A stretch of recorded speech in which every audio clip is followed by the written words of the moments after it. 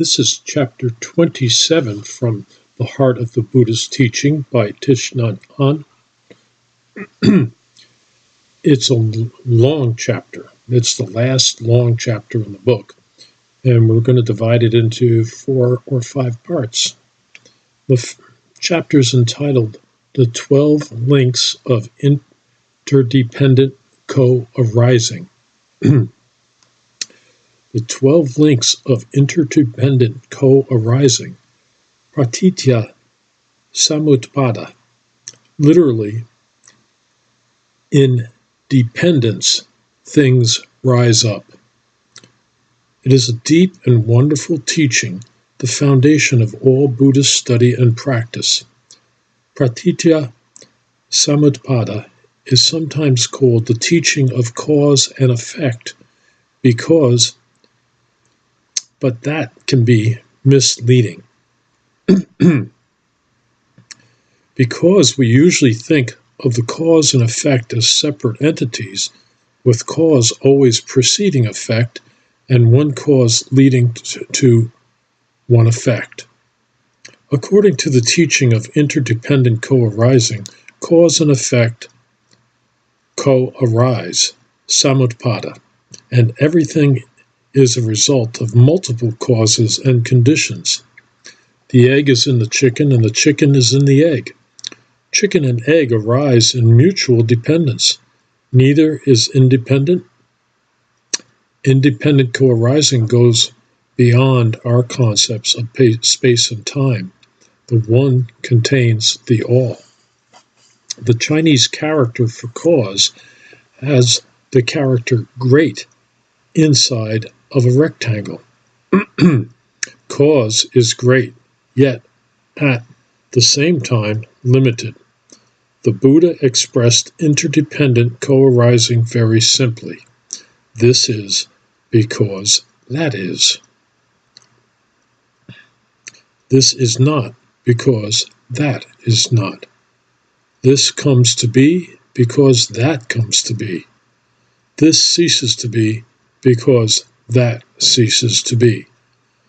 These sentences occur hundreds of times in the discourses of both the northern and southern transmissions.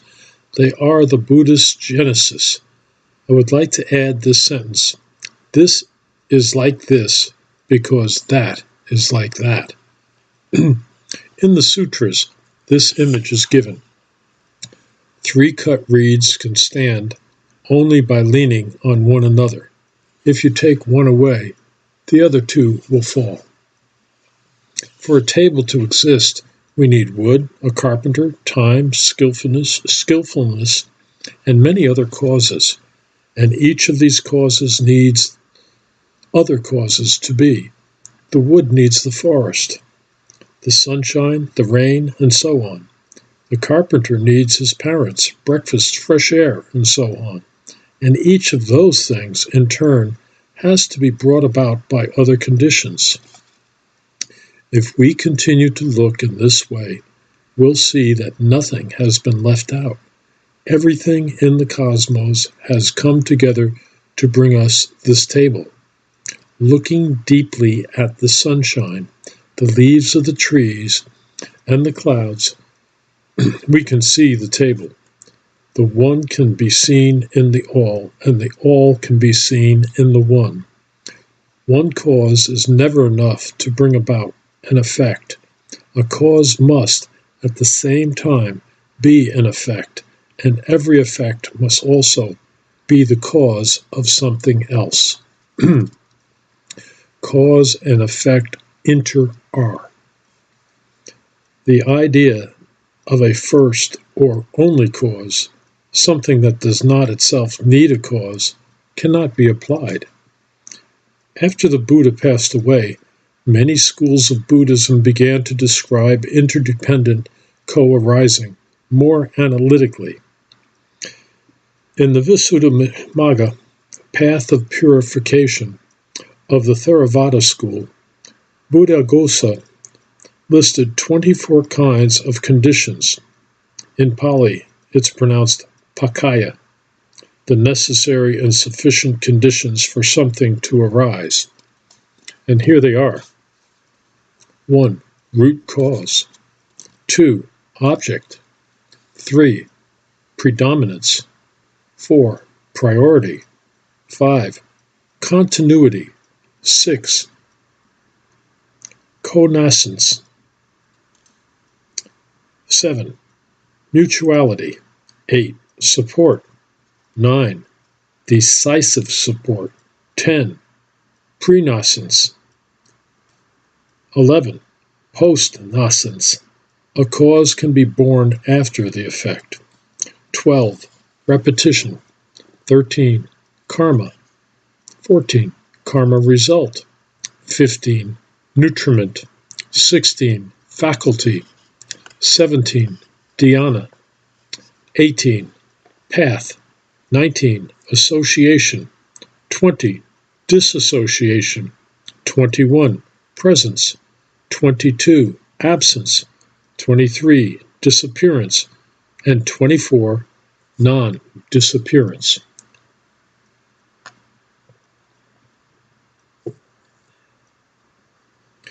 In the Sarvastivada school, 4 kinds of conditions, pratyaya, and 6 kinds of causes were taught, and this later became part of the teachings of the Vijnanavada school of Buddhist psychology. According to this analysis, all 4 of the conditions must be present for everything that exists. The first of the 4 kinds of conditions is the cause condition, seed condition, or root condition. Hetu pratyaya. Just as the seed is the cause condition of the flower, there are said to be 6 kinds of cause conditions. 1. Motivating or creative force, karana hetu. Each conditioned dharma is the general cause for all things except itself. It is a co-present cause, offering no obstacles, because no dharma constitutes an obstacle to the arising of dharmas prone to arising. This condition has the function of empowering and not restricting. 2. Concurrent condition, sahabhu hetu. Sometimes 2 root conditions need to be present at the same time. If we draw a line A and both B have to be there. The same is true of lamp and lamp light. All pairs of opposites are like that. One cannot be present without the other. Above and below come into existence at the same time, and do the ideas being and non-being. These coexistent dharmas mutually condition one another. 3. Seed condition of the same kind. Sabhaga hetu. Similars cause similars. Rice produces rice. Wholesome causes bring about wholesome effects. Faith and joy, for example, make a stable practice possible, and all unwholesome causes bring about unwholesome effects. 4. Associated condition. Samprayukta hetu. A wholesome and unwholesome seed support each other in giving rise to something. This is called association or correspondence, and it applies only to mental events. Someone gives money to his church because he feels guilty about the wrong livelihood that has allowed him to make the money. The seed of guilt due to wrong livelihood is unwholesome. Giving is wholesome. The result is that the elders of the church tell him that they want him to transform his livelihood more than they want his money. This will hurt his pride, but can lead to much happiness in the future and can help alleviate his guilt. 5. Universal condition. Sarvatraga hetu. The cause is present everywhere, in every part of our body as well as throughout the universe. The 6 elements of earth, water, fire, air, space, and consciousness are examples of universal conditions. 6. Ripening condition. Vipaka hetu. In our store consciousness, not everything ripens at the same time. When we bring home bananas, some ripen before the others. When we hear a Dharma talk, some of the seeds sown ripen right away, while others might take many years. A seed of one kind can also transform and ripen into something different. At first, an orange is a blossom.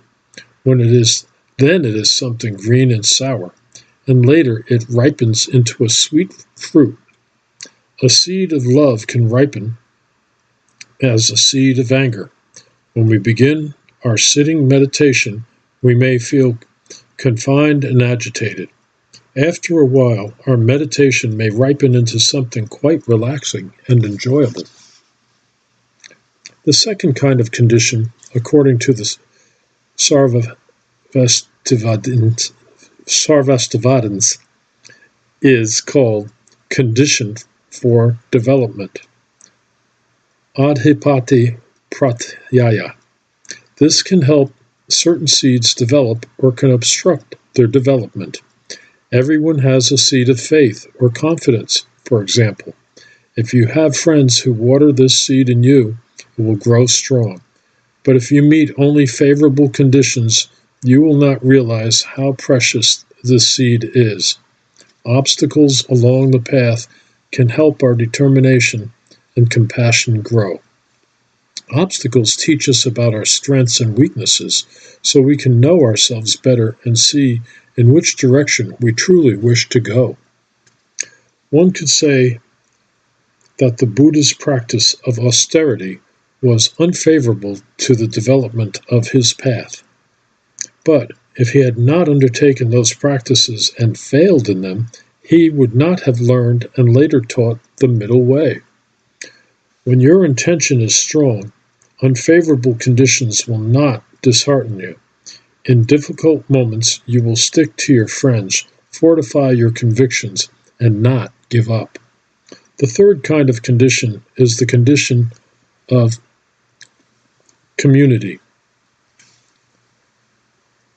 Samanatara pratyaya. For something to exist, there needs to be a continuous succession, moment after moment. For our practice to develop, we need to practice every day. Walking meditation, listening to Dharma teachings, practicing mindfulness of the 4 foundations in all of our activities, staying with the same Sangha, and practicing the same teachings. If we put a frog on a plate, it will jump right off. If you do not practice steadily, you'll be like a frog on a plate. But when you decide to stay in one place until your practice fully develops, we can say that you have reached the state of froglessness and have begun to practice continuity. That's the word that this was all about. It was all covered with a marker here, excuse me. I'm going to read that paragraph again so that you get it correctly. The third kind of condition is the condition of continuity. Samanantara pratyaya. For something to exist, there needs to be a continuous succession, moment after moment. For our practice to develop, we need to practice every day. Walking meditation, listening to Dharma teachings, practicing mindfulness of the 4 foundations in all of our activities, staying with the same Sangha, and practicing the same teachings. If we put a frog on a plate, it will jump right off. If you do not practice steadily, you'll be like a frog on a plate. But when you decide to stay in one place until your practice fully develops, we can say that you have reached the state of froglessness and have begun to practice continuity. The fourth kind of condition is object as condition. Alambana pratyaya. If there is no object, there cannot be a subject.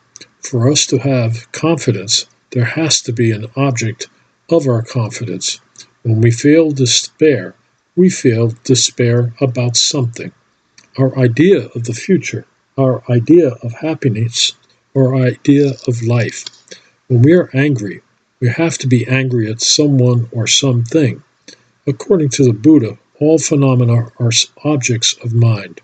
When we perceive the image or sign of any phenomenon, we know that the object of our perception resides within our own consciousness. And that will be the break point for this part of the chapter, and we'll continue with part B.